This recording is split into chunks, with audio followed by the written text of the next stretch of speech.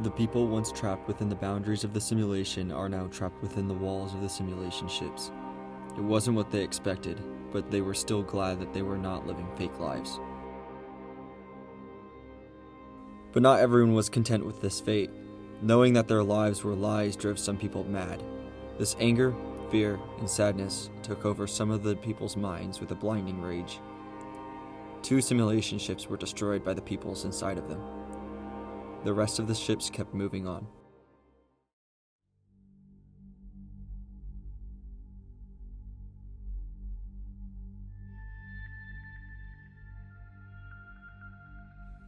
After the silence from the destruction of the 2 simulation ships came waiting. The simulation ships were programmed to head towards a habitable planet. All the people had to do was wait for the ships to arrive. One simulation ship got too close to the tail of the mothership, resulting in a minor crash for the mothership but a major crash for the simulation ship. The crashed simulation ship had ended with the death of everyone inside. It was clear that the people were getting impatient.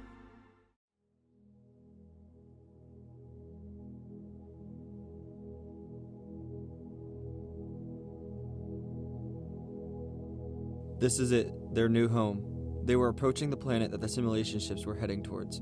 The planet was of perfect size, perfect conditions, and was uninhabited by no intelligent life. Its name was Ozarka. The ships started to enter the atmosphere. Bits and parts of the ships were breaking off and burning up. The ships were going to crash onto the surface of the planet. Suddenly, the ship struck the surface. Out of the 7 that crashed, 4 of them sunk into the water. Along with the ships, only 116 survived and 384 died from the estimated 500 people, leaving those that survived to see the new world.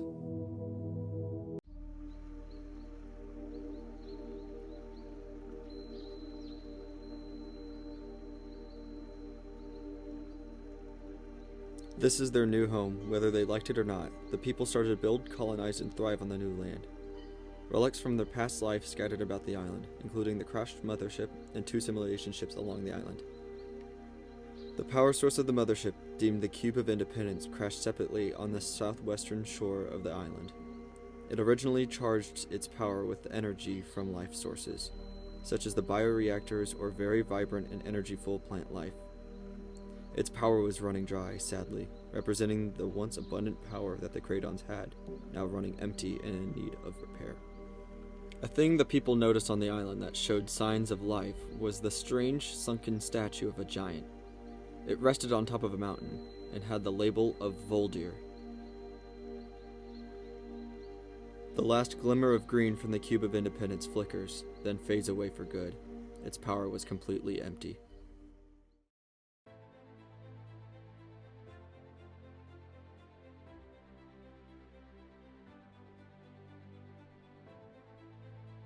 Three years later, things were going well for the people on the island. Many of the dense woods that smothered the landscape were cleared in preparation for the civilization to come. The debris of the broken ships in the water were all submerged, with the ones on the islands being recycled for construction. A laboratory was constructed around the resting place of the Cube of Independence. The peculiar statue rises out of the ground even more. The next generation of Cradon legacy was developing, being built off of success and joy. Suddenly and abruptly, the ground shakes. The statue, seemingly alive, rises out of the ground. Giant in stature, the statue was not just alive, it was the god of the Treq universe. Around his mountain rose his castle. His name was Voldir.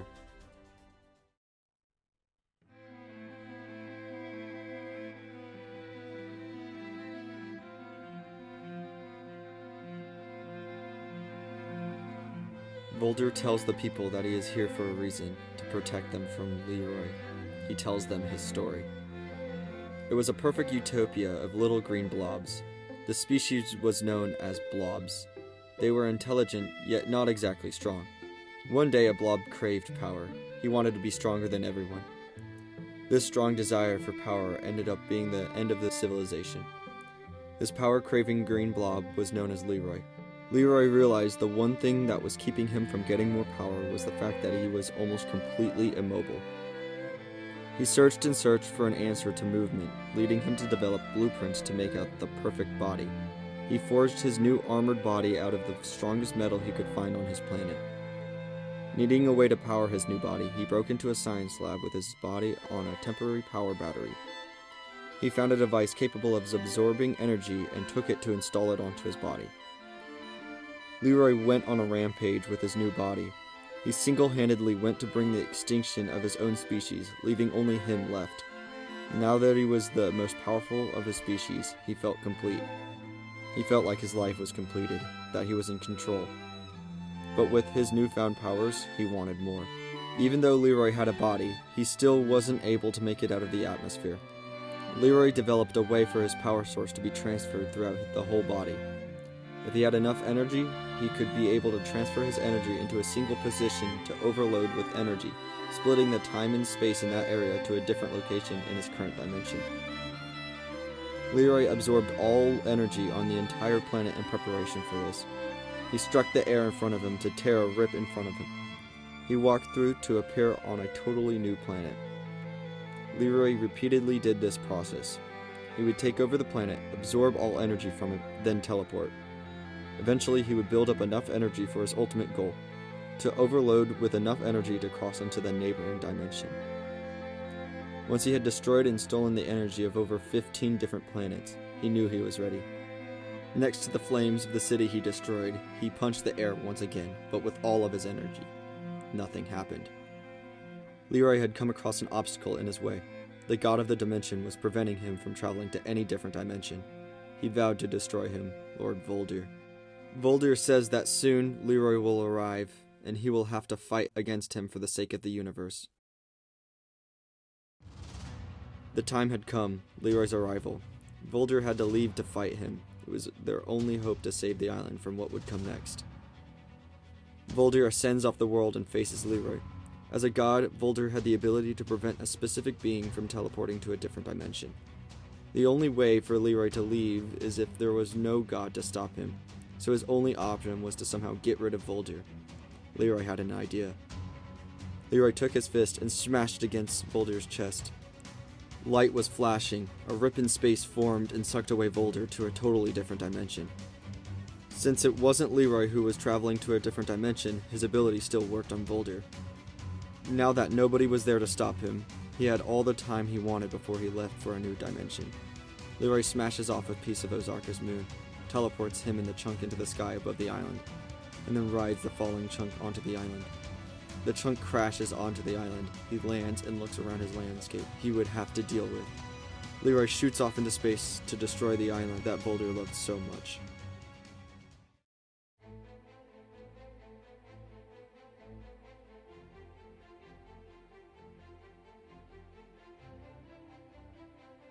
The chunk from Voss, the moon of Ozarka, landed on the northwestern corner of the island, destroying all that lies beneath it. The island seemed to be warming up considerably. Something descends from the skies above to hover over the map. It was LEEROY, holding some sphere of sorts. The sphere was bright like the sun, perhaps even some technology LEEROY invented. It heated the map so much, people had to resort to evacuating to shelters. Voldir had to come back, and soon.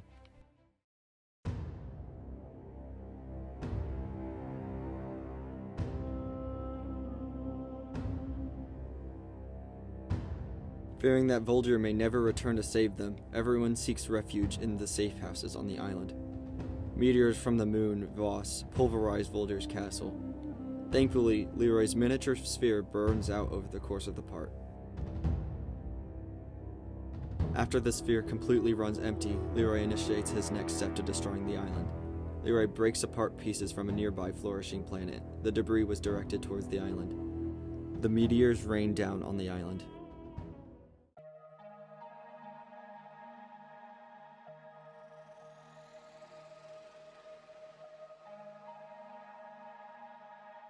After covering around 60% of the landmass on the island, the meteors grew vibrant life and alien forests called biozones.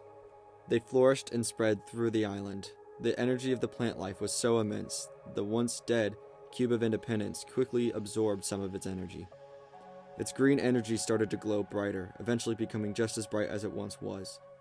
The people on the island started to drag it towards the remains of Voldir's castle. The people figured it out. They had a plan to bring back Voldir. They started constructing a red pyramid capable of harnessing incredible amounts of energy. The only other thing they needed for their idea was a way to charge the pyramid. They set up a structure to redirect the biozone's energy to charge the pyramid. Their plan was named Project Scarlet Pyramid.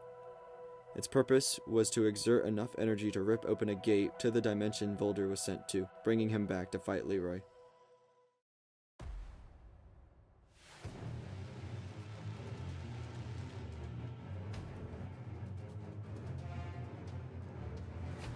The day had come. The Scarlet Pyramid was fully charged, taking so much energy from the biozones that they started to return to a green color, just like the rest of the plant life on the island. The pyramid shot a beam of energy from the top, crashing into a singular point. A tear was forming through the space-time fabric.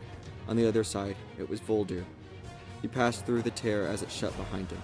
Voldir was furious, yet he looked deeply disturbed. Perhaps he saw something he shouldn't have on the other side of the portal. LEEROY descended back from space one final time. They both immediately charged at one another, sending a shockwave through the whole map. Everything shook. LEEROY and Voldir clashed around the island. Numerous battles were fought between them, some of which took place in space, others on the island. As the part continued, it seemed that Voldir was losing. Every strike he made was slightly weaker than the last, but not for LEEROY. The fight to end it all, the last fight. Voldir was exhausted, but LEEROY was still vital as ever. LEEROY struck Voldir, sending him across the map. He crashed into the broken pieces of his castle. LEEROY walked up. Voldir turned his head, seeing the Cube of Independence glowing beside him. Voldir struggled getting up, his statue-like body crumbling with every step. He grabbed the cube and started to absorb its power. The energy and green lightning from it shot around Voldir's grasp on it. The Cube of Independence glows brighter and brighter, curing and energizing Voldir even more and more. Suddenly, the cube shatters and crumbles. Voldir stands with a glowing green energy. He strikes back at LEEROY, sending him across the map. LEEROY was shocked. His armor cracked slightly from the blow. They both charged back at each other, but this time LEEROY was the one that seemed to be losing. Finally, LEEROY was almost defeated. His armor cracked around him. Voldir rises above him, then smashes him into the ground. LEEROY pummels into the center of the map. The island goes quiet. Finally, LEEROY's body rests in shambles in the crater he was killed in.